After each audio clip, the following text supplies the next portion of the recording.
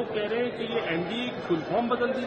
Nitish dependent alliance, Naidu dependent alliance, और मोदी जी कह रहे हैं कि न्यू डेवलपमेंट अलायंस है। देखिए, मोदी जी प्रधानमंत्री बनने जा रहे हैं तीसरी बार, उनको बहुत बधाई।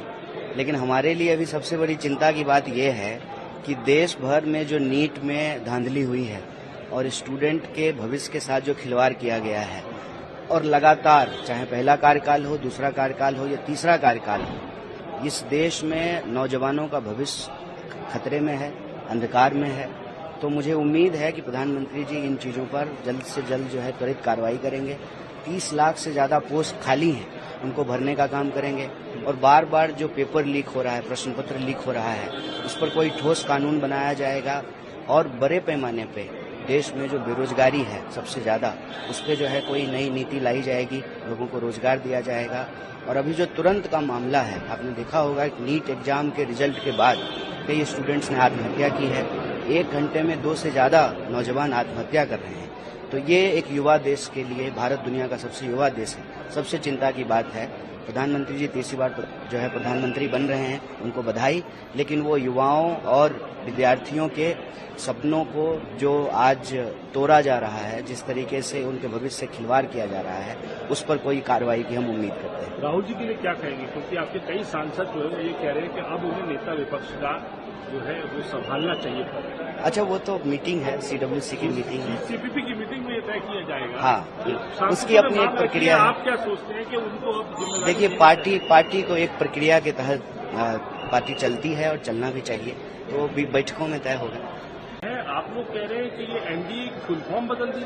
Nitish dependent alliance, Naidu dependent alliance, और मोदी जी कह रहे हैं कि न्यू डेवलपमेंट अलायंस है। देखिए, मोदी जी प्रधानमंत्री बनने जा रहे हैं तीसरी बार, उनको बहुत बधाई।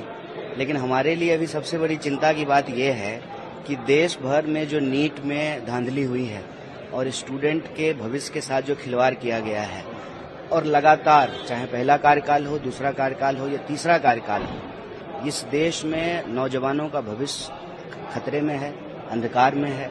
तो मुझे उम्मीद है कि प्रधानमंत्री जी इन चीज़ों पर जल्द से जल्द जो है त्वरित कार्रवाई करेंगे। 30 लाख से ज़्यादा पोस्ट खाली हैं, उनको भरने का काम करेंगे। और बार बार जो पेपर लीक हो रहा है, प्रश्न पत्र लीक हो रहा है, उस पर कोई ठोस कानून बनाया जाएगा। और बड़े पैमाने पे देश में जो बेरोजगारी है सबसे ज़्यादा, उस पर जो है कोई नई नीति लाई जाएगी, लोगों को रोजगार दिया जाएगा। और अभी जो तुरंत का मामला है, आपने देखा होगा कि नीट एग्जाम के रिजल्ट के बाद कई स्टूडेंट्स ने आत्महत्या की है। 1 घंटे में 2 से ज़्यादा नौजवान आत्महत्या कर रहे हैं। तो ये एक युवा देश के लिए, भारत दुनिया का सबसे युवा देश है, सबसे चिंता की बात है। प्रधानमंत्री जी तीसरी बार जो है प्रधानमंत्री बन रहे हैं, उनको बधाई।